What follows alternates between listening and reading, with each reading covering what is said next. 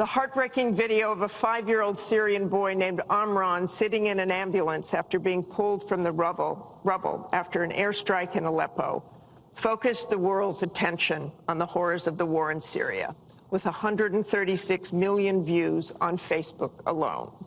But there are much worse images coming out of Aleppo every day now, where in the past few weeks alone, 400 people have been killed, at least 100 of them children. Just days ago, the State Department called for a war crimes investigation of the Syrian regime of Bashar al-Assad and its ally, Russia, for their bombardment of Aleppo.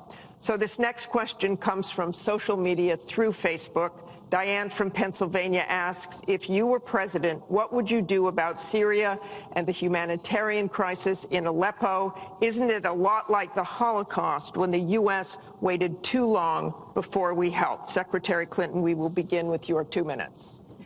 Well, the situation in Syria is catastrophic.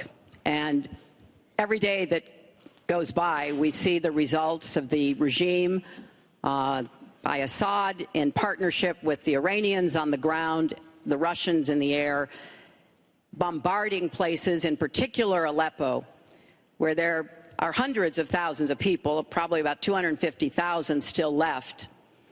And there is a determined effort by the Russian Air Force to destroy Aleppo in order to eliminate the last of the Syrian rebels who were really holding out against the Assad regime. Russia hasn't paid any attention to ISIS. They're interested in keeping Assad in power. So when I was Secretary of State, advocated, and I advocate today, a no-fly zone and safe zones.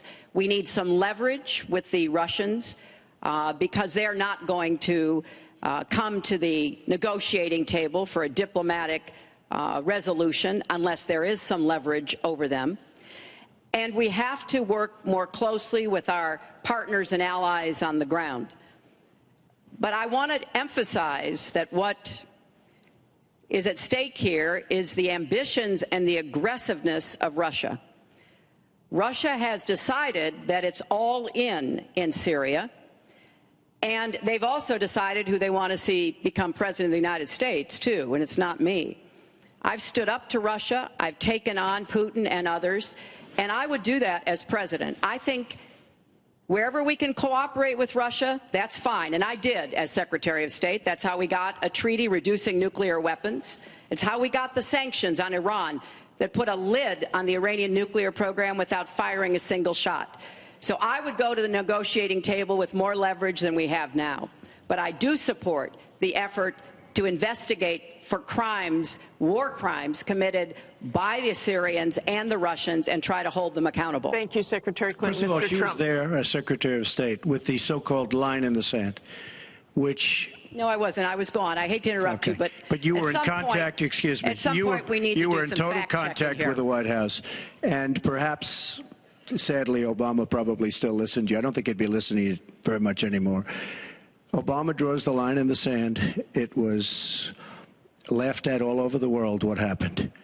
Now, with that being said, she talks tough against Russia. But our nuclear program has fallen way behind, and they've gone wild with their nuclear program. Not good. Our government shouldn't have allowed that to happen. Russia is new in terms of nuclear. We are old, we're tired, we're exhausted in terms of nuclear. A very bad thing. Now, she talks tough. She talks really tough against Putin and against Assad. She talks in favor of the rebels. She doesn't even know who the rebels are. You know, every time we take rebels, whether it's in Iraq or anywhere else, we're arming people. And you know what happens? They end up being worse than the people. Look at what she did in Libya with Gaddafi. Gaddafi's out. It's a mess. And by the way, ISIS has a good chunk of their oil. I'm sure you probably have heard that. It was a disaster. Because the fact is, almost everything she's done in foreign policy has been a mistake, and it's been a disaster. But if you look at Russia, just take a look at Russia, and look at what they did this week, where I agree she wasn't there, but possibly she's consulted. We sign a peace treaty. Everyone's all excited. Well, what Russia did with Assad, and by the way, with Iran, who you made very powerful with the dumbest deal perhaps I've ever seen in the history of deal-making, the Iran deal with $150 billion, with the $1.7 billion in cash, which is enough cash to fill up this room. But look at that deal. Iran now and Russia are now against us. So she wants to fight. She wants to fight for rebels. There's only one problem. You don't even know who the rebels are. Mr. Trump, so what's the purpose? And one thing I have to say, I don't like Assad at all, but Assad is killing ISIS. Russia is killing ISIS. And Iran is killing ISIS. And those three have now lined up because of our weak foreign policy. Mr. Trump, let me repeat the question. If you were president, what would you do about Syria and the humanitarian crisis in Aleppo? And I want to remind you what your running mate said. He said provocations by Russia need to be met with American strength, and that if Russia continues to be involved in airstrikes along with the Syrian government forces of Assad, the United States of America should be prepared to use military force to strike the military targets of the Assad regime. Okay. He and I haven't spoken, and I disagree. I disagree. You disagree with your running mate? I think we have to knock out ISIS. Right now, Syria is fighting ISIS. We have people that want to fight both at the same time. But Syria is no longer Syria. Syria is Russia, and it's Iran, who she made strong, and Kerry and Obama made into a very powerful nation and a very rich nation very, very quickly, very, very quickly. I believe we have to get ISIS. We have to worry about ISIS before we can get too much more involved. She had a chance to do something with Syria. They had a chance, and that was the line. What do you think will happen if Aleppo falls? I think Aleppo is a disaster, humanitarian-wise. What do you think will happen if it falls? I think that it basically has fallen, okay? It basically has fallen. Let me tell you something. You take a look at Mosul. The biggest problem I have with the stupidity of our foreign policy. We have Mosul. They think a lot of the ISIS leaders are in Mosul. So we have announcements coming out of Washington and coming out of Iraq. We will be attacking Mosul in 3 weeks or 4 weeks. Well, all of these bad leaders from ISIS are leaving Mosul. Why can't they do it quietly? Why can't they do the attack, make it a sneak attack, and after the attack is made, inform the American public that we've knocked out the leaders, we've had a tremendous success. People leave. Why do they have to say we're going to be attacking Mosul within the next 4 to 6 weeks, which is what they're saying? How stupid is our country? There are sometimes reasons the military does that.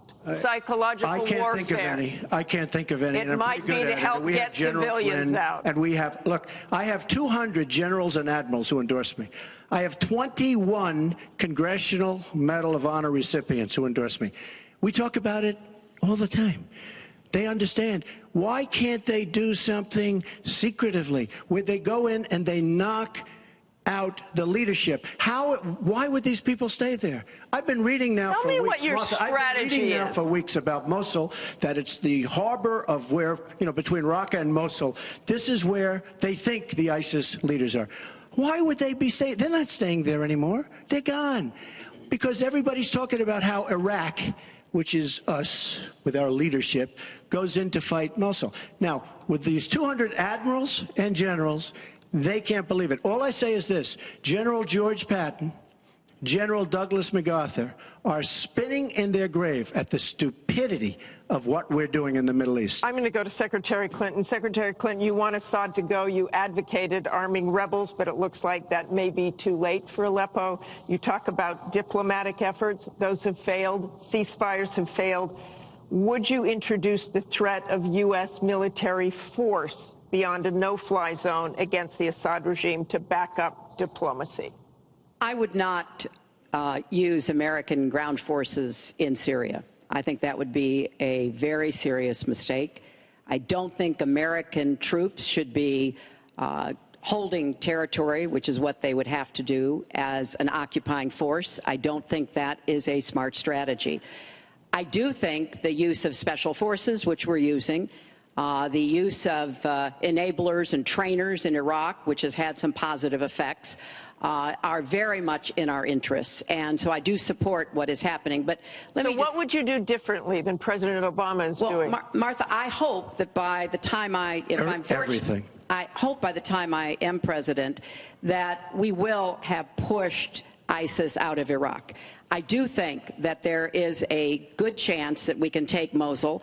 And, you know, Donald says he knows more about ISIS than the generals. No, he doesn't. There are a lot of very important planning going on, and some of it is to signal to the Sunnis in the area, as well as Kurdish Peshmerga fighters, that we all need to be in this, and that takes a lot of planning and preparation. I would go after Baghdadi. I would specifically target Baghdadi, because I think our targeting of al-Qaeda leaders, and I was involved in a lot of those operations, highly classified ones, made a difference. So I think that could help. I would also consider arming the Kurds. The Kurds have been our best partners in Syria as well as Iraq, and I know there's a lot of concern about that in some circles, but I think they should have the equipment they need so that Kurdish and Arab fighters on the ground are the principal way that we take Raqqa after pushing ISIS out of Iraq. Thank you very much. We're going to move on. She went over a minute over, and you don't stop her. When I go 1 second over, it's like you a had big deal. many answers. It's really very interesting.